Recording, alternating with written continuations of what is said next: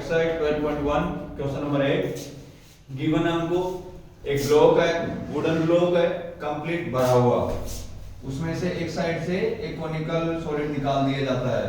ठीक है, तो निकालने के बाद जो हमारे पास शेप बचती है, सॉलिड बचता है, उसका हमको एरिया फाइंड करने के लिए कहा गया है। तो इसमें क्या क्या रिमेन रह रहा है, हमारे पास क्या क्या बचा हुआ है। एक तो CSA बचा हुआ है ऑफ CSA ऑफ सर्कल, एक CSA of cone, CSA of कोन बचा हुआ है।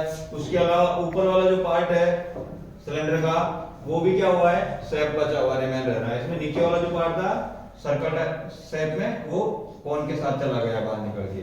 तो इसमें हम किस किस का निकालना पड़ेगा हमको, CSA ऑफ सिलेंडर और CSA of cone plus area of circle, ये तीनों ऐड करके निकालने होंगे। इसमें इंफॉर्मेशन जो गिवन थी हमको, इसके अंदर क्या क्या गिवन थी।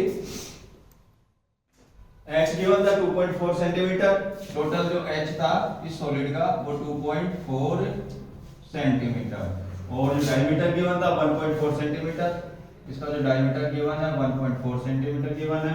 रेडियस हमने बनाया 1.4/2 करके 0.7 centimetre.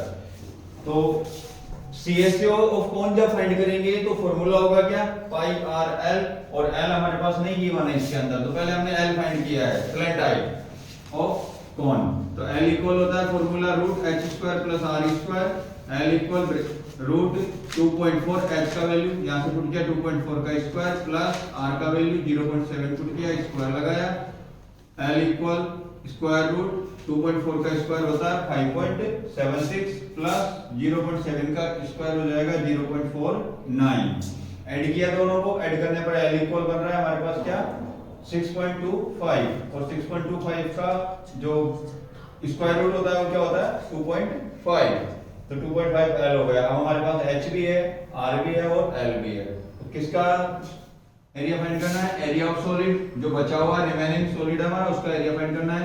Area of solid equal किस किस का निकालेंगे, CSA ऑफ सिलेंडर, जो सिलेंड्रिकल पार्ट है उसका CSA फाइंड करना है, प्लस एरिया ऑफ सर्कल, जो ऊपर एक सर्कल बचा हुआ है उसका एरिया फाइंड करना है, प्लस CSA ऑफ कोन, कोन में जो CSA बना हुआ है वो कोन का CSA है वो भी फाइंड करना है आपको। तीन चीज फाइंड करनी है, CSA of cylinder plus area of circle plus CSA of कोन। फॉर्मूले राइट किए मैंने, CSA ऑफ सिलेंडर का होता है 2 pi R H, plus area of circle क्या होता है pi R square, plus CSA of cone क्या होता है पाई आर एल। तीनों में से हमने कॉमन देखा, कॉमन देखने पर क्या बन रहा है यहाँ पर पाई आर तीनों के साथ है यहाँ पर, तो मैंने पाई आर कॉमन लिया, यहाँ से क्या रहा, एक तो 2 रह गया और एक h रह गया, प्लस इसमें से 1 टाइम r रह गया, 1 टाइम बाहर आ गया, पाई बाहर आ गया, इसमें से देखिए l रह गया और पाई r बाहर आ गया।